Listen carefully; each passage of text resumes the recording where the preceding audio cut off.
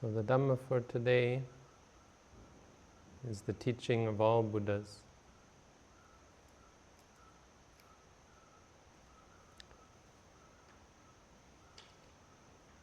One way of summarizing Buddhism is to say simply that the teaching of all Buddhas is three things. Not doing any evil, being full of wholesomeness or good, and purifying the mind.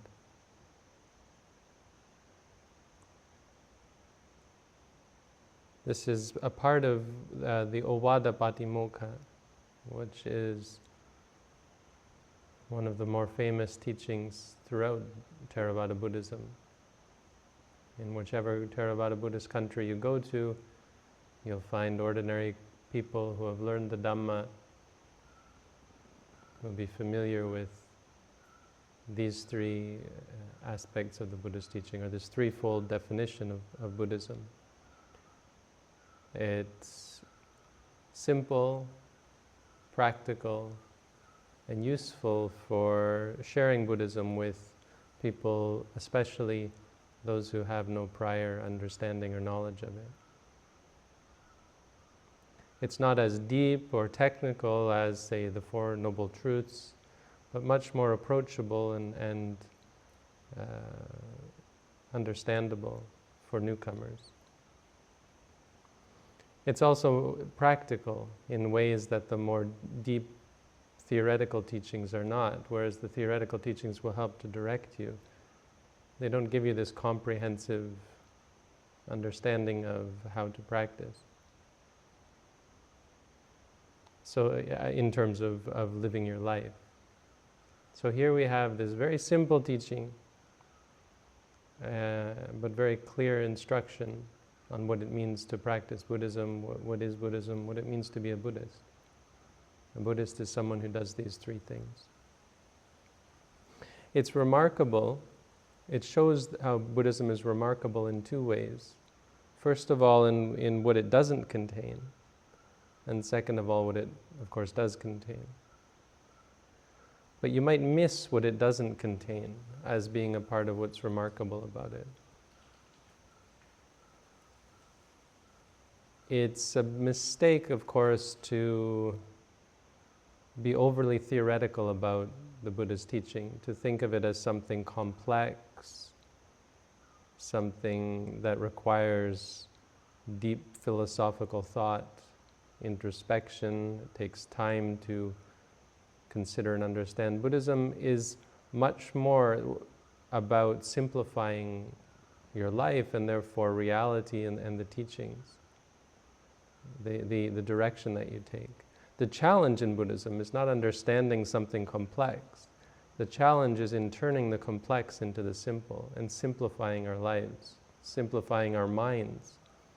You notice how simple mindfulness is when you simply say to yourself, pain, pain when you have pain. It's not complex. It's hard for people to understand. They're trying to understand what is the deeper meaning behind it. And that the whole point is to stop you from trying to find meaning behind things. So in a way, this is a good example of how simple the Buddha's teaching is and how simplicity is important. But really what I mean by what isn't there is something much more obvious. It's the lack of any extraneous and superfluous beliefs or views. There's so much more that could be added to any set of teachings.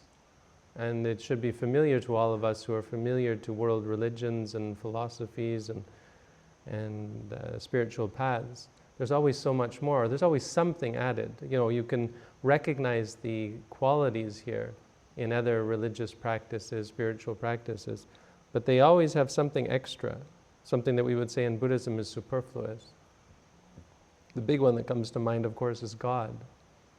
And the Buddha taught nothing about God. Nothing about rituals or certain practices that you must do. Nothing about abstract philosophical ideas about reality. What you'll find in every other religious tradition is something extra, something that veers you away from these very simple teachings. Buddhism is, as a rule, in contrast to many other teachings, something very simple, direct, and you might say ordinary, or rather something that relates only to ordinary reality. Buddha didn't talk about metaphysics or God. He didn't talk about the beginning of the universe, the end of the universe. He didn't talk about the past or the future, not completely avoiding them, but as far as his teachings went, it's very much the here and now, limited to the six senses, the five aggregates. You notice how again and again the Buddha would return to these. So before we talk about these three things, the first thing to note about Buddhism is that, yeah, this really is all there is. It really is just these three things. Now, all three of these are a huge challenge to accomplish, but they're mainly a challenge because of how much we complicate things. So the first lesson is to simplify. Someone asks you, what does Buddhism say? Buddhism is a religion of simplicity. It doesn't have any weird or strange or specific, odd, esoteric beliefs or rules or theories. It just has, in brief, three things: not doing evil, being full of good, and purifying the mind. So as far as what it has, if we go through these three, not doing any evil, simply referring to evil deeds could be performed by body, could be performed by speech, could be performed by mind. In the regular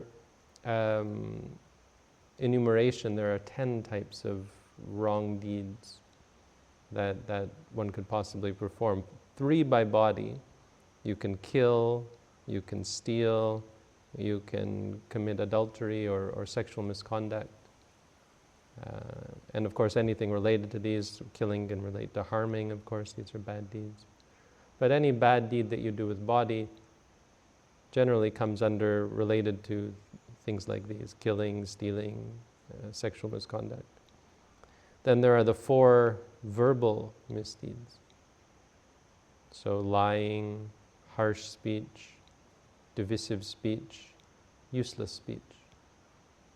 Any kind of speech is a challenging one. It's very easy, of course, to have wrong speech. One thing to note about wrong speech, unlike wrong action, physical action, of course, killing and stealing and sexual misconduct are highly, highly reprehensible and are the very basis of what it means to be a Buddhist. But as far as speech goes, the only one we really emphasize is lying. The other 3 are bad. There's no way that will ever be good. But even a sotapanna can still, even an enlightened being, someone on the first level of enlightenment, someone who has seen Nibbana, someone who has followed the path and practiced correctly, can still have harsh speech, can still have divisive speech, and of course can still have useless speech.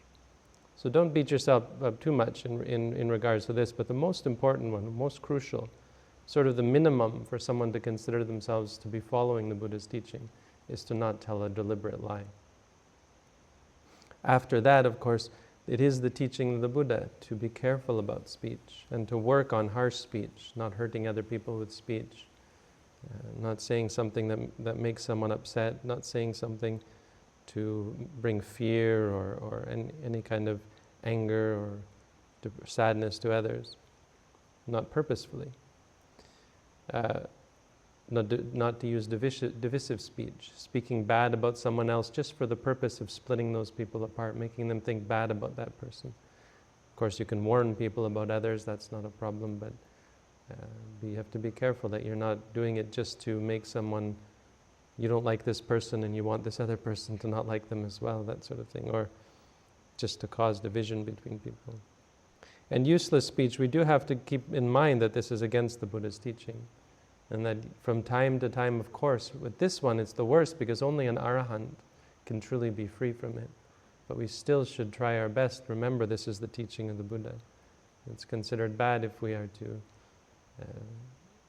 talk about things that have no purpose, that serve only to distract our listener, to divert their attention from what is important, that have no relation to our practice, even practically. So if we talk about politics, if we talk about sports, if we talk about even the weather, all of it, weather can be valuable to talk about, but simply talking for the sake of talking can be quite often useless and therefore harmful, because it leads to distraction, it leads to taxing of the mind of both the speaker and the listener. So this is wrong speech. And then there are three in the mind. In the mind, the three that are singled out, basically greed, anger, and delusion, but how the Buddha worded it in terms of wrong deeds. One is abhijja, which means desire or lust or passion, craving after things. The second is bhayapada, which means ill will. So when you feel anger towards others, hatred, when you hold a grudge, that sort of thing. And finally, wrong view. So when someone in their mind gives rise to wrong view. These you can see, these 10 you could see are the most obvious examples of wrong action. It can be with body, with speech, or with mind.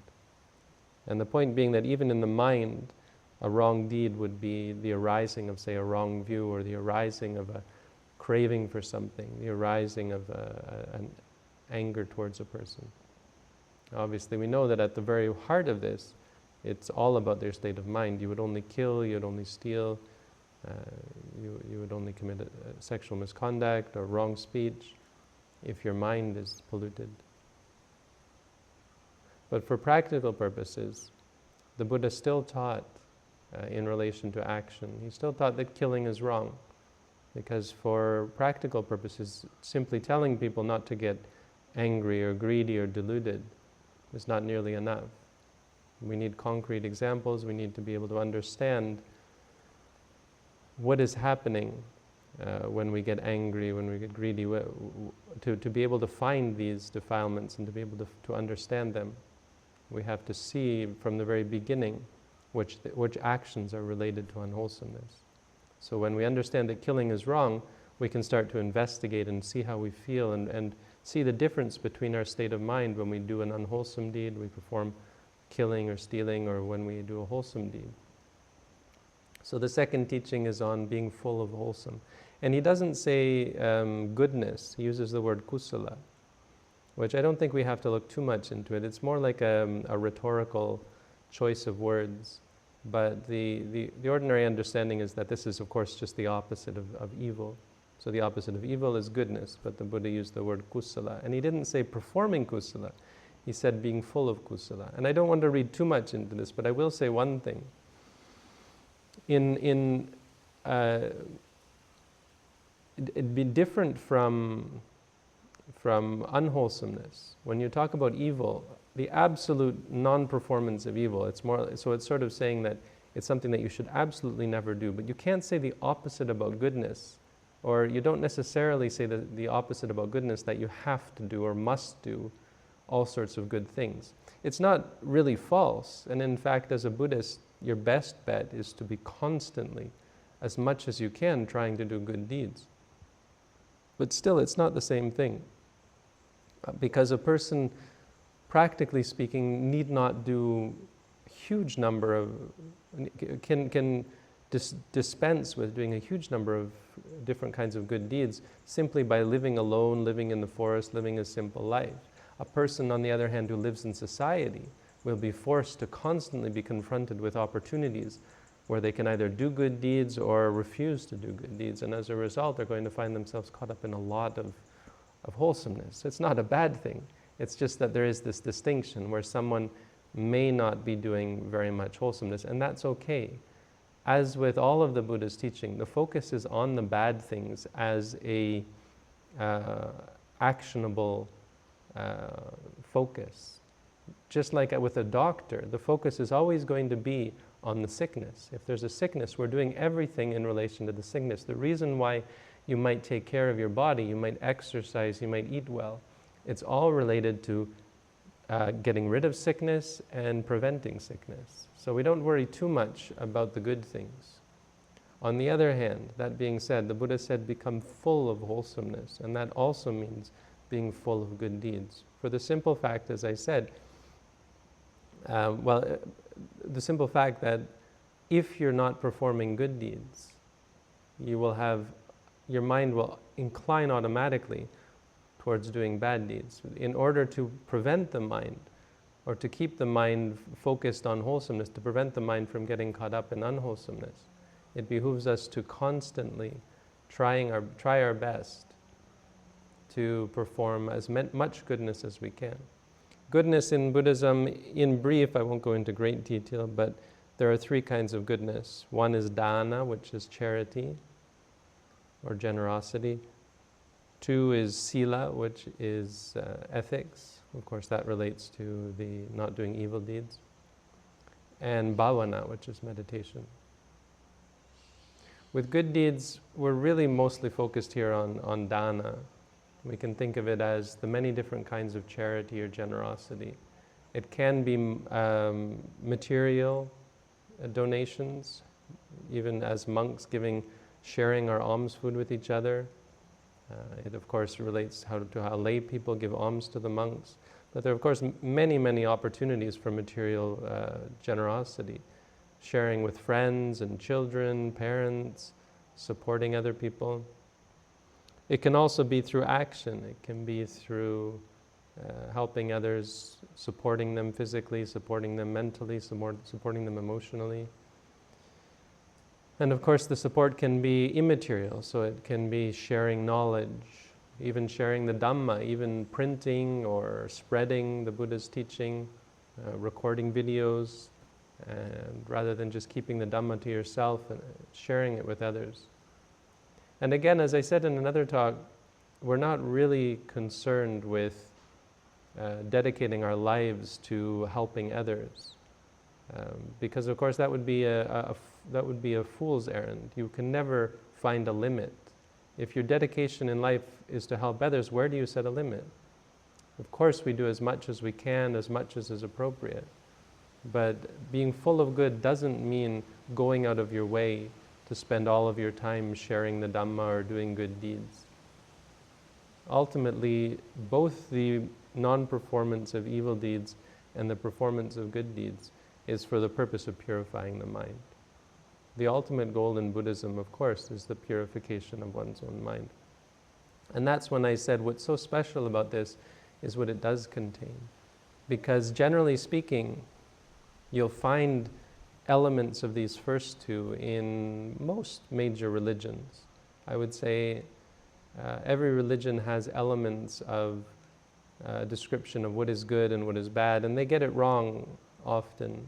So many religions will teach that killing is okay, for example. Some religions teach that unwholesomeness towards people outside of your religion is not as bad as unwholesomeness towards people inside your religion. They get a lot of things wrong. But generally speaking, they will teach people how to be good and teach people to avoid evil. Religion has good elements. Most other religions have some goodness to them. But what they all lack, without exception, besides Buddhism, is the complete instruction on how to purify the mind. Even those few examples where you will see meditation practice or the practice of mental cultivation, they only get to what we would call the first level of purification. So in Buddhism there are two kinds of purification. The first kind, which isn't unique to Buddhism, is called Ceto Vimutti. Ceto Vimutti means the purification or the liberation of the mind, when you liberate the mind from defilements. And that sounds like enough, and this is the mistake that is often made. The purification of the mind, as we know from the Visuddhimagga, which is based on the Rattavanita Sutta of the Majjhima Nikaya, that the purification of mind is only the second of 7 purifications. It's only the very beginning. You can only begin to purify. You've only have begun to purify your mind. We've only begun on the path of purification when you've purified the mind. And what does that mean? Why is it not enough to purify the mind? Because the mind is a momentary thing.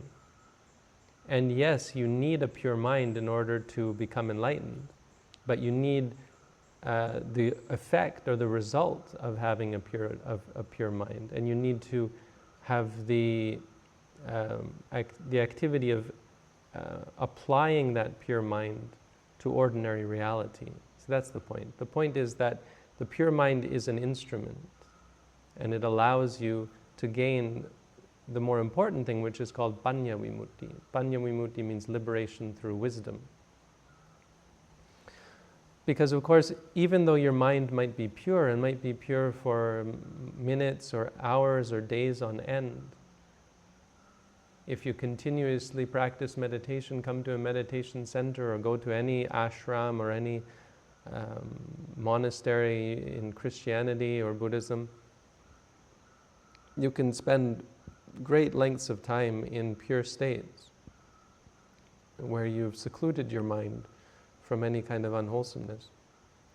But without the second type of purification, which is only found in the Buddha's teaching, anytime you return back to encounter objects of desire or aversion or any kind of opportunity for delusion, these defilements will quickly come back and can come back in full force and can be developed as bad habits once more.